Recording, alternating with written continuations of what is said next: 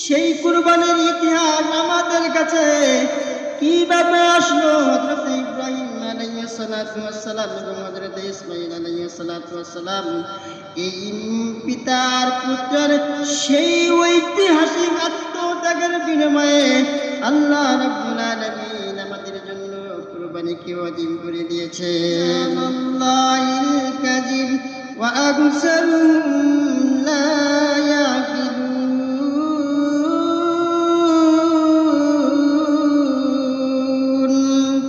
এই আয়াতে কারিমার ভিতরে যুগে যুগে যে কুরবানির ভিতরে বিকৃতি ঘটেছে সেই ঘটনা তিনি উল্লেখ করেছেন। যেমন মা জাআলাল্লাহু মিন বাহিরাতি ওয়ালা সাইবাতি, বাহিরা বলা হয় এমন জন্তুকে যেটা কাফেররা প্রতিমার উদ্দেশ্যে উৎসর্গ করত, আর সাইবা বলা হয় এমন উটনিকে যার দুধ গ্রহণ করা নিষিদ্ধ ছিল এবং তার উপরে আরোহণ করা এরকম নিষিদ্ধ ছিল, এরকম প্রাণীকে সাইবা বলা হয়। আর উসিলা বলা হয় এমন ছাগলকে, এই ছাগল বারবার মাদি বাচ্চা অর্থাৎ মেয়ে বাচ্চা জন্মগ্রহণ করত, ওই ধরনের ছাগলকে কাফেররা প্রতিমার উদ্দেশ্যে উৎসর্গ করত। আর হাম বলা হয় এরকম উট, যে উটকে এক ধরনের বীজ রোপণ করা হয়তো, বীজ রোপণ করার পরে এই উটকে প্রতিমার উদ্দেশ্যে তারা কাফেররা ছেড়ে দিত। তো এই সম্পর্কে আল্লাহ রাব্বুল আলামিন বলেছেন যে মা জাআলাল্লাহু মিন বাহিরাতিন ওয়ালা সাইবাতিন ওয়ালা ওয়াসিলাতিন ওয়ালা হামু ওয়ালাকিন্নাল্লাযীনা কাফারু ইয়াফতারুনা আলাল্লাহিল কাযিব ওয়া আকসারুহুম লা ইয়াকিলুন। যে আল্লাহ রাব্বুল আলামিন বাহিরা, সাইবা, ওয়াসিলা, হামু এগুলোকে শরীয়ত সিদ্ধ করেননি, কিন্তু কাফেররা আল্লাহ রাব্বুল আলামিনের উপরে মিথ্যা অভিযোগ করে, যা তাদের অধিকাংশই ছিল অজ্ঞ মূর্খ। তো এইভাবে কুরবানির ইতিহাস আমাদের কাছে আসছে।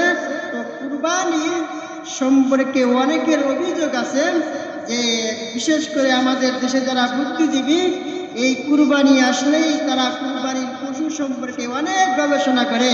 তারা বলে যে এই মাত্র কুরবানির একটা দিনে হাজার হাজার লক্ষ লক্ষ পশুকে জবাই করা যায়, দেশের ভিতরে একটা পশু সংকট দেখা দিবে। অথচ আল্লাহ রাব্বুল আলামিন পশুকে আল্লাহ রাস্তায় কুরবানি করা হালাল করেছেন। যেই জিনিস তিনি হালাল করেছেন ওটা কম হলেও ওই জিনিসের ভিতরে আল্লাহ রাব্বুল আলামিন বরকত রেখেছেন। যেমন আমাদের দেশে কুকুর, বিড়াল এগুলো খাওয়া হালাল না, হারাম, কিন্তু এগুলোর বাচ্চা বছরে একাধিক দেয়, কিন্তু এগুলোর ভিতরে আল্লাহ রাব্বুল আলামিন বরকত রাখেন নাই। কিন্তু গরু, ছাগল, উট, মহিষ, দুম্বা এগুলো বছরে বাচ্চা, বিশেষ করে গরু, উট, মহিষ বছরে বাচ্চা একটা দেয়, এরপরেও এগুলোর ভিতরে আল্লাহ রাব্বুল আলামিন বরকত রেখেছেন, যার ফলে এই কুরবানির দিনগুলোতে হাজার হাজার লক্ষ লক্ষ গরু আল্লাহ রাস্তায় কুরবানি করা হয়। এরপরেও সারা পৃথিবীতে গরুর সংকট দেখা যায় না, কারণ এগুলোর ভিতরে আল্লাহ রাব্বুল আলামিন বরকত রেখেছেন। তো জাহেলি যুগে যে কাফেররা যে কুরবানির ভিতরে বিকৃতি ঘটাইছে, তার ভিতরে একটা উল্লেখযোগ্য ঘটনা হলো হযরত ওমর রাদিয়াল্লাহু তাআলা আনহুর শাসন আমলের একটা ঘটনা হলো, যখন তার খেলাফত কালে মুসলমানরা মিশর বিজয় করেছিল। তো ওই মিশর যার নেতৃত্বে বিজয় করেছিল মুসলমানরা, আমর ইবনুল আস রাদিয়াল্লাহু তাআলা আনহু। তো ওমর ইবনে খাত্তাব রাদিয়াল্লাহু তাআলা আনহু তাকে মিশরের গভর্নর বানিয়েছিলেন। ঘটনা হলো ওই বছরই মিশরের নীল নদে আগের জামানায় প্রথা ছিল, সুন্দরী যুবতী নারীকে বলি না দিলে ওই মিশরের নীল নদ পানি দিত না। তো আমর ইবনুল আস রাদিয়াল্লাহু তাআলা আনহু খেলাফতকালে যখন তারা মিশরের নীল নদ পানি দেয় না, তখন মিশরের মানুষ একটা সুন্দর যুবতী মেয়েকে মিশরের নীল নদে বলি দেওয়ার জন্য যখন তারা প্রস্তুতি গ্রহণ করলো, আমর ইবনুল আস রাদিয়াল্লাহু তাআলা আনহু তাদেরকে বাধা দিলেন, বললেন আমি আগে ওমর ইবনুল খাত্তাব রাদিয়াল্লাহু তাআলা আনহু, যেহেতু তিনি দেশের প্রেসিডেন্ট বাদশা, তার কাছে আগে অনুমতি বলবো, এরপরে এইখানে তোমরা এই কাজ করতে পারবা।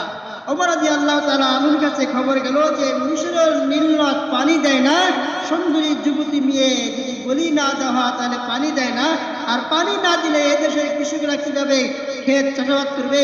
হযরত ওমর ইবনে খাত্তাব রাদিয়াল্লাহু তাআলা আনহুর কাছে যেই মাত্র এই সংবাদটা গেল, ওমর রাদিয়াল্লাহু তাআলা আনহু একটা চিঠি লিখলেন, হে মিশরের মিল্লাত, তুমি যদি আল্লাহর হুকুমে পরিচালিত হও, তাহলে এই যে আমি চিঠি লিখলাম, এই চিঠিটা তোমার ভিতরে সারা মাত্রই পানি দিতে একটা মুহূর্ত দেরি করতে পারবে না।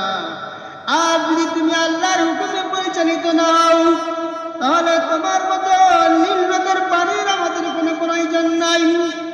এবং সারা দেশের ভিতরে ঘোষণা করে দেওয়া হইল, অমুক দিন অমুক সময় বাদশার পক্ষ থেকে চিঠি নীল নদের ভিতরে ছাড়া হবে। এই দৃশ্য দেখার জন্য ওই দেশের সব মানুষ নীল নদের পারে জমা হয়ে গেলাম। নির্দিষ্ট সময়ের ভিতরে যখন নীল নদের ভিতরে ওমর ইবনুল খাত্তাব রাদিয়াল্লাহু তাআলা আনহু চিঠিটা ছাড়া হইল, চিঠিটা ছাড়া মাত্রই তাফসীরের কিতাবের ভিতরে উল্লেখ রয়েছে, ওই দিন ১৬ হাত উঁচু হয়ে মিশরের নীল নদের পানি প্রবাহিত আরম্ভ করেছিল। এই যে মিশরের নীল নদের পানি আরম্ভ হয়েছে, এরপরে আজ পর্যন্ত মিশরের নীল নদের পানি কোনোদিন শুকায় নাই। এইভাবেই কাফেরদের কুপ্রথা নিষিদ্ধ হয়ে গিয়েছিলাম।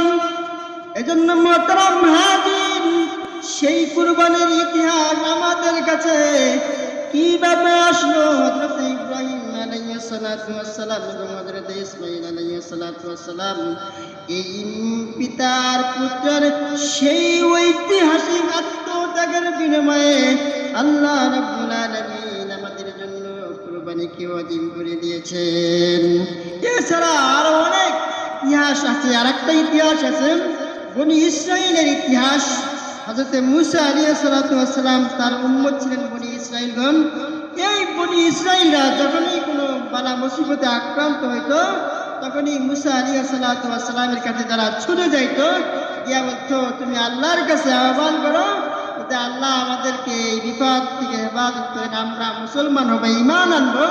তেমনই একটা ঘটনা হলো, বনি ইসরাইল যখন নীল নদের ভিতরে তারা সকলেই গেল, তখন বনি ইসরাইল মূসা আলাইহিস সালামের কাছে এসে বলল, হে মূসা, তুমি তোমার আল্লাহর কাছে বলো, আর তোমার আল্লাহ যেন আমাদেরকে রক্ষা করে, এরপরে আমরা ঈমান আনবো এবং আমাদের জন্য যাতে করে এমন একটা কিতাবের ব্যবস্থা করা হয়, ওই কিতাবকে আমরা গ্রহণ করব। তো মূসা আলাইহিস সালাম তাদের জন্য দোয়া করলেন, আল্লাহ রাব্বুল আলামিন দোয়া কবুল করলেন, তারা বিপদ থেকে রক্ষা পেল। এরপরে আগের মতোই যা ইচ্ছে তাই তারা করতে শুরু করলো। তো মূসা আলাইহিস সালাম যখন আল্লাহর কাছে দোয়া করেছিলেন, আল্লাহ রাব্বুল আলামিন তখন বলেছিলেন, হে মূসা, তুমি তুর পাহাড়ে আমার ইবাদত বন্দেগীতে মগ্ন থাকো, তারপরে আমি তোমাকে আমি কিতাব দিব। তো মূসা আলাইহিস সালাম তুর পাহাড়ে গিয়ে একটানা 30 দিন যখন তিনি রোজা রাখলেন, এরপরে তিনি মনের ভুলে তিনি ইফতার করেছিলেন। এরপরে আল্লাহ রাব্বুল আলামিন আরো 10 দিন বাড়াইয়া দিলেন। 40 দিন পূর্ণ করার পরে আল্লাহ রাব্বুল আলামিন মূসা আলাইহিস সালামকে কিতাব দিয়েছিলেন। এর ভিতরে তো সামিরি নামে এক ব্যক্তি, তিনি কি করলেন, সোনা রূপা দিয়ে একটা বাছুর তৈরি করলেন, আর হযরত জিবরাইল আলাইহিস সালামের খুরের নিচ থেকে একটু মাটি নিয়ে এই বাছুরের ভিতরে তিনি ঢুকাইয়া দিলেন। এরপরে ওই বাছুরটা জীবিত হয়ে হাম্বা শুরু করলো। তখন এই সামিরি ব্যক্তি বলল, দেখো, তোমাদের নবী মূসা আল্লাহর কাছে কিতাব আনতে গেছে, আর আল্লাহ মূসাকে ছেড়ে তোমাদের কাছে এসে গেছে, কাজেই তোমরা এই বাছুরের পূজা করো। তো যখন তারা এই বাছুরের পূজা করলো, আল্লাহ রাব্বুল আলামিন তাদের প্রতি এত রাগান্বিত হয়েছিলেন যে আল্লাহ রাব্বুল আলামিন ঘোষণা করে দিলেন যে যারা এই বাছুরের পূজা করেছে তারা যেন আগামীকাল সকালবেলায় হাত পা গুটাইয়া গর্দান লম্বা করে বসে থাকে। এরপরে যারা এই বাছুরের পূজা করে নাই তারা তাদেরকে হত্যা করবে। আল্লাহ রাব্বুল আলামিন এই বিধানটা কিভাবে পালন করলেন? তখন একটা মেঘ আল্লাহ রাব্বুল আলামিন তাদের উপরে পাঠিয়ে দিলেন, এবং যারা পূজা করেছে তারা যখন গর্দান বের করে বসেছিল, আর যারা পূজা করে নাই তারা যখন তাদেরকে হত্যা করতে আরম্ভ করলো, তো ওই অন্ধকারে কাউকে চেনা যায় না, পিতা ছেলেকে চিনতে পারে না, ছেলে পিতাকে চিনতে পারে না। এইভাবে পিতা ছেলের হাতে, ছেলে পিতার হাতে, ভাই ভাইয়ের হাতে একদিনে 70,000 মানুষকে হত্যা করা হলো। এই দৃশ্য দেখে মুসা আলাইহিস সালাম এবং তার ভাই হারুন আলাইহিস সালাম আল্লাহর কাছে বলেন, আল্লাহ, এইভাবে যদি বনি ইসরাইল ধ্বংস হয়ে যায় তাহলে বনি ইসরাইল ধ্বংস হয়ে যাবে। তখন আল্লাহ রাব্বুল আলামিন এইভাবে তাদের তওবা আল্লাহ রাব্বুল আলামিন কবুল করেছিলেন। এজন্য মুহতারাম হাজিরিন, ইসমাঈল আলাইহিস সালাম এবং ইব্রাহিম আলাইহিস সালামের ওই দিনের কুরবানিটা নিশ্চয়ই তারা কুরবানি হয়ে যেত ইসমাঈল আলাইহিস সালাম, তাহলে আজ সারা পৃথিবীতে মানুষ কুরবানি হওয়া বৈধ হইতো। কিন্তু আল্লাহ রাব্বুল আলামিনের অভিপ্রায় এটা ছিল না। আল্লাহ রাব্বুল আলামিনের ইচ্ছা ছিল যে ইব্রাহিম আলাইহিস সালামের অন্তরে কার মহব্বত বেশি, তার সন্তানের মহব্বত বেশি না আমি আল্লাহর মহব্বত বেশি, এই পরীক্ষাটা করার জন্যই ওই দিন এই ঘটনাটি সংঘটিত হয়েছিল। সেই ঘটনার পরিপ্রেক্ষিতে আল্লাহ রাব্বুল আলামিন আমাদের উপরে কুরবানিকে ওয়াজিব করে দিয়েছেন।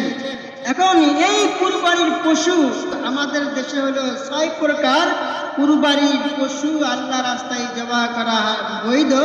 এছাড়া অন্য কোনো প্রাণী দ্বারা কুরবানি করলে কুরবানি হবে না। সেই 6 প্রকার এই পশু কি কি? 1 নম্বর হলো গরু, ছাগল, উট, মহিষ, দুম্বা, ভেড়া। এই 6টা পশু দ্বারাই কুরবানি করা আল্লাহ রাস্তায় বৈধ। এগুলোর ভিতরে প্রকার ভেদ আছে, যেমন দুম্বা এবং ভেড়া, এই 3টা বয়স সীমা হলো 1 বছর। তবে ভেড়া এবং দুম্বার ক্ষেত্রে একটু ছাড় আছে।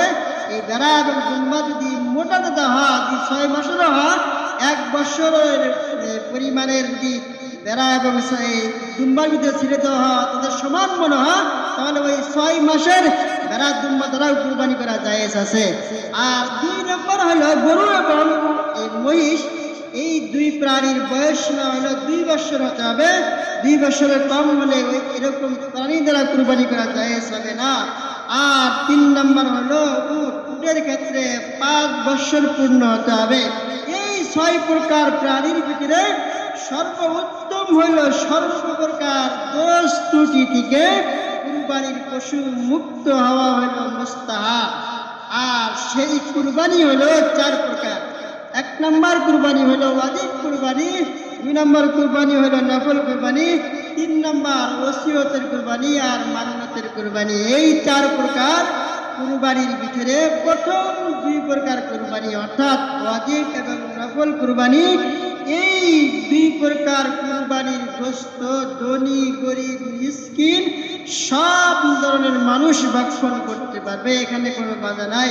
তবে শেষের 2 প্রকার কুরবানি অর্থাৎ মান্নতের কুরবানি এবং ওসিয়তের কুরবানি, এই 2 প্রকার কুরবানির গোশত কুরবানি দাতার পরিবার এবং ধনী ব্যক্তিরা কেউ এই 2 প্রকার কুরবানির গোশত ভক্ষণ করতে পারবে না। শুধুমাত্র ফকির মিসকিন যারা, অসহায় যারা, তাদের মাঝেই এই 2 প্রকারের কুরবানি গোশত বিলীন করে দিতে হবে। এখন হলো কুরবানির দিন। কুরবানির দিন সম্পর্কে কুরবানি করা যায় 3 দিন অর্থাৎ 10ই জিলহজ থেকে এবং 12ই জিলহজ সূর্য অস্তমিত যাওয়ার আগ পর্যন্ত। এই 3 দিন হলো কুরবানির দিনক্ষণ। এই 3 দিনে কুরবানি করা যায়। তবে 10ই জিলহজ কুরবানি করা সবচেয়ে উত্তম। কেউ যদি 10ই জিলহজ কুরবানি করতে না পারে তাহলে 11ই জিলহজ কুরবানি করবে। 11ই জিলহজ কুরবানি যদি না করতে পারে তাহলে 12ই জিলহজ সূর্য অস্তমিত যাওয়ার আগ পর্যন্ত কুরবানি করতে হবে। আর যদি কুরবানি যাদের উপর কুরবানি ওয়াজিব হয়েছিল তারা যদি এই 3 দিনে কুরবানি না করে তাহলে এই 3 দিন পার হওয়ার পরে একটা ছাগল বা ছাগলের পরিমাণ অর্থ আল্লাহ রাস্তায় সদকা করতে হবে, অন্যথায় সারা গুনাহগার হতে হবে। এজন্য মুহতারাম হাজিরিন, কুরবানির গুরুত্ব সম্পর্কে আল্লাহ রাসূল সাল্লাল্লাহু আলাইহি ওয়াসাল্লাম বলেন, মান কানা লাহু সাআতুন ওয়া লাম ইউদাই ফালা ইয়াকুমান্না মুসাল্লানা। যাদের উপরে কুরবানি করার সামর্থ্য আছে এরকম ব্যক্তি যদি কুরবানি না করে আল্লাহ রাসূল সাল্লাল্লাহু আলাইহি ওয়াসাল্লাম বলেন ওই ব্যক্তি যেন আমার ঈদগাহের ময়দানে না আসে। আর কুরবানি কাদের উপরে ওয়াজিব? যেমন যাদের উপর যারা নেশাব পরিমাণের মালিক তাদের উপরে প্রতি বছরই কুরবানি করা ওয়াজিব। যেমন জাকাতের ক্ষেত্রে পুরা 1 বছর অতিবাহিত হওয়া শর্ত, কিন্তু কুরবানির ক্ষেত্রে সেটা শর্ত না। অর্থাৎ 10ই জিলহজ ফজর থেকে নিয়ে 12ই জিলহজ সূর্য অস্তমিত যাওয়ার আগ পর্যন্ত কোনো ব্যক্তির কাছে যদি 7.5 তোলা স্বর্ণ এবং 52.5 তোলা রূপার সমপরিমাণের সম্পদের মালিক হয়, এরকম ব্যক্তির উপরে প্রতি বছরই কুরবানি করা ওয়াজিব। এবং এই পরিবারের যেমন স্ত্রী আছে, ছেলে আছে, মেয়ে আছে, প্রত্যেকের যদি আলাদা আলাদা সম্পদ থাকে, আর ওই প্রত্যেকের আলাদা আলাদা সম্পদ যদি নেশাব পরিমাণের মালিক সমপরিমাণ হয়, তাহলে প্রত্যেকের উপরেই প্রত্যেক বছরই কুরবানি করা ওয়াজিব। আল্লাহ রাব্বুল আলামিন আমাদের সবাইকে সুস্থ সবল পশু আল্লাহর রাস্তায় কুরবানি করে আল্লাহ রাব্বুল আলামিনের সন্তুষ্টি অর্জন করার তৌফিক দান করেন।